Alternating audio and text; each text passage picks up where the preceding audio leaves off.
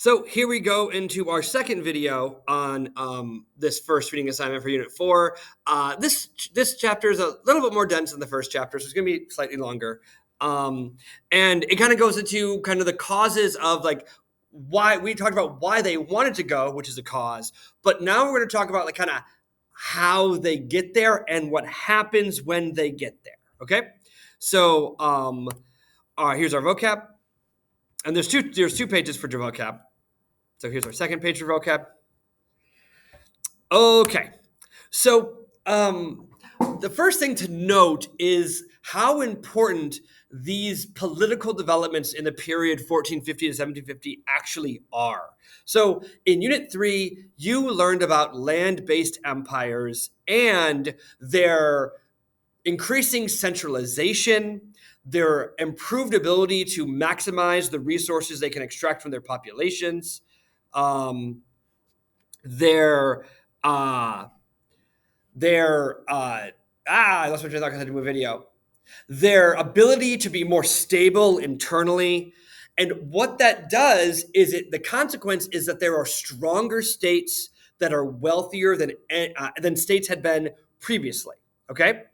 And with those resources, these European states can fund extensive, pretty risky ventures of exploration, trying to find a route to Asia and a route to Africa. Okay?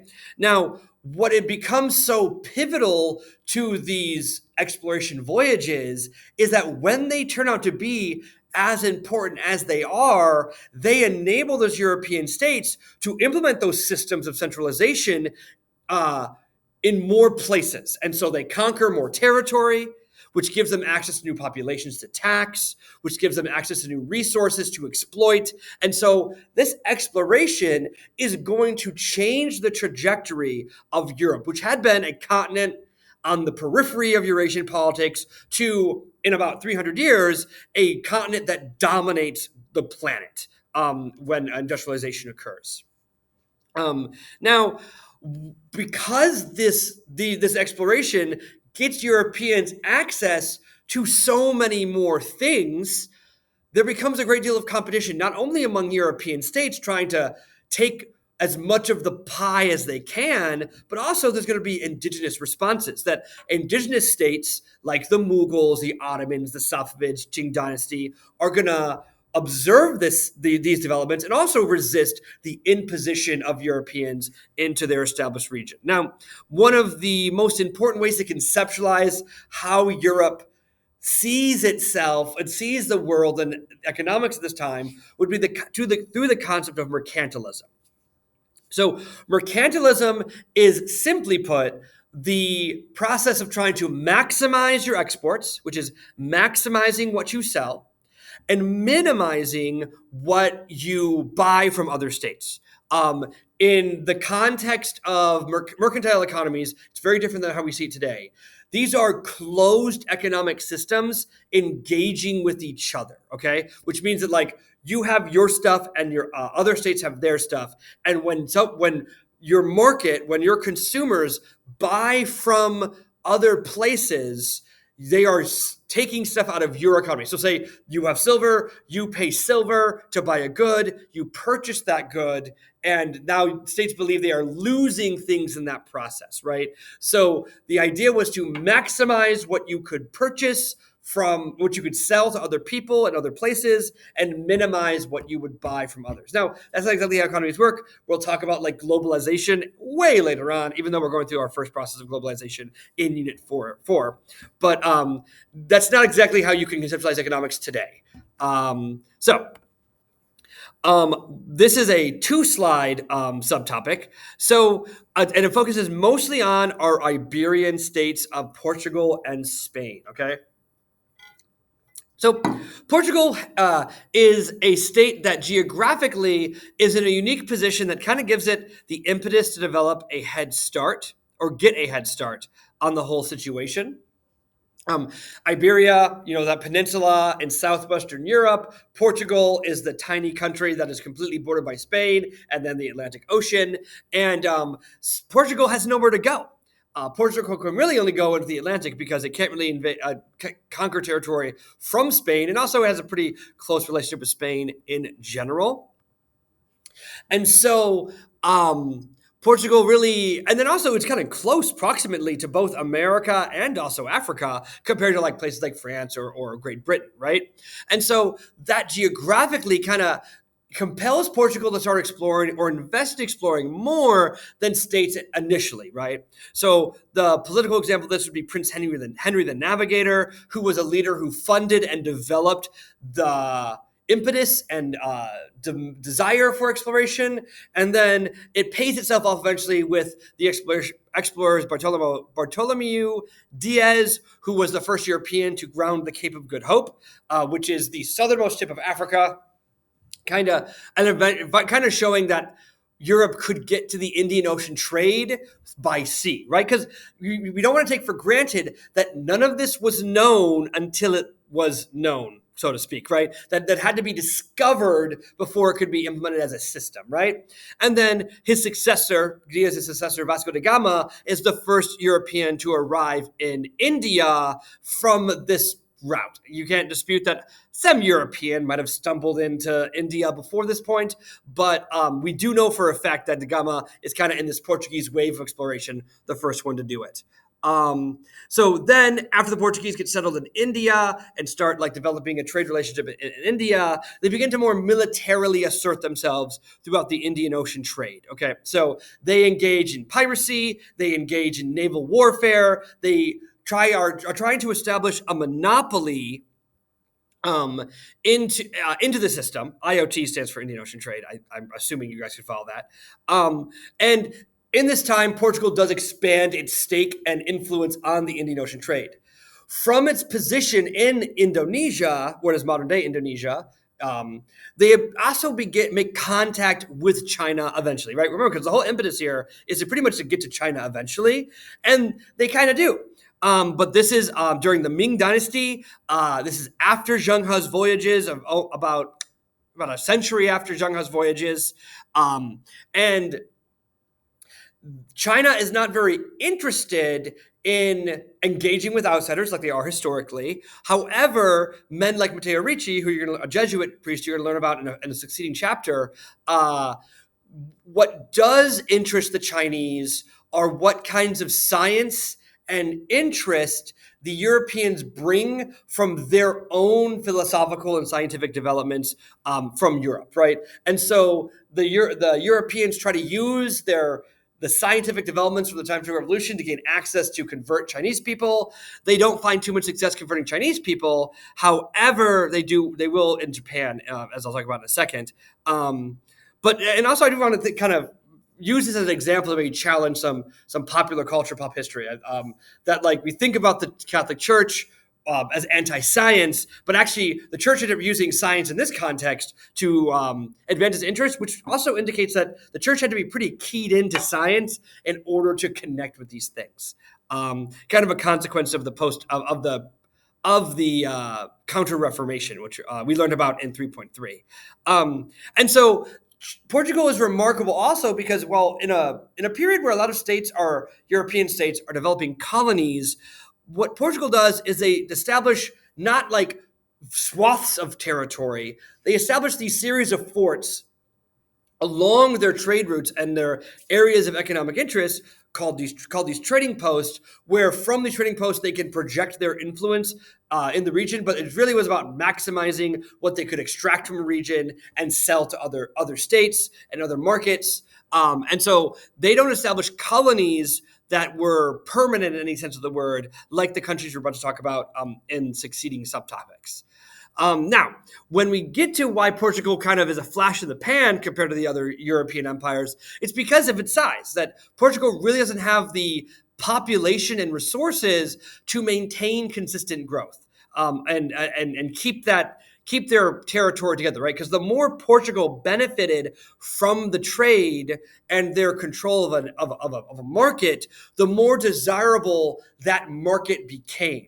And so Europeans that were better equipped and had more resources to establish an empire like France or Great Britain or even Spain were able to eventually outcompete Portugal and push Portugal a lot of many of their initial trading like ventures and investments.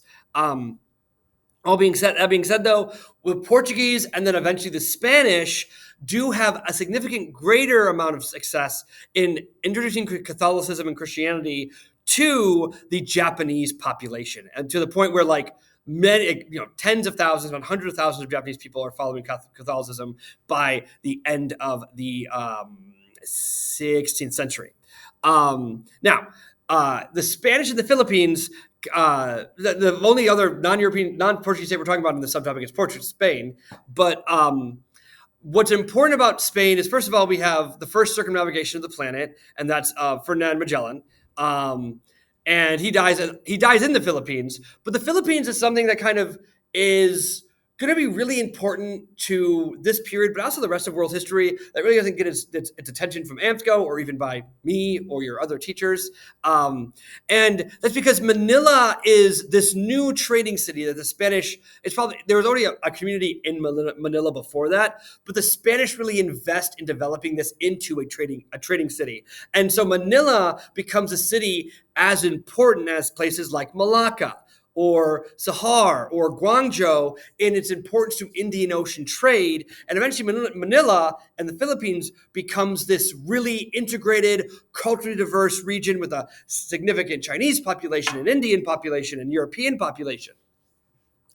Why Manila matters so much, though, is that because China was so restrictive towards what kind of Europeans had access to their markets, the Spanish sell most of their stuff in Manila, which finds its way into China eventually, but never directly from Spain into China. That rarely happens. It's mostly through like Spain selling to indigenous Indian Ocean trade merchants who then sell goods throughout the region as well, specifically into China. So that's what made it so lucrative for Spain in the first place.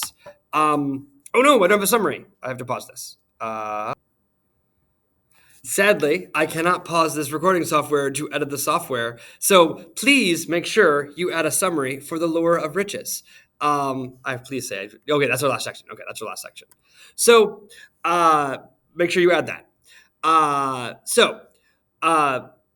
What ends up being probably one of the most important goods of this new maritime empire, imperial-based trade is silver. Sugar matters a great deal, of course. You'll learn about that in the next chapter. But silver really is what changes the world. Now, it's mainly a consequence of what happens in East Asia, specifically China. And since the textbook never talks about this, to at all an appropriate extent, I am going to spend more time than you probably want me to talk about this, okay? So, historically, how taxation occurred was through this system was called in kind, which means you were taxed in the good that you produced. So if you were a farmer, you were taxed in the good that you cultivated. If you were a craftsman, that made pots, you would be taxed in the pots you produced, okay? Now, that is very convenient for the taxed. However, imagine how laborious it would be for a state to try and maximize the value of what they're taking in taxation when they don't necessarily need all of these pots or all this grain that they take in taxation, right? So oftentimes states would have to exchange the goods they take in tax into a good or a resource that they needed, right? And that's a less productive process. It means that what you take in taxes fluctuates with the value of the market. And so the Qing and Ming economies had become so large that they had to find a way to make the taxation system more efficient. And this is going to be pivotal for the Ming and Qing to centralize more effectively, right? This is part of their taxation reform that enabled them to become a more centralized and powerful state. And that was to change the taxation policy to be no longer in kind, but to be in silver only. So people could only pay their taxes in silver now, okay?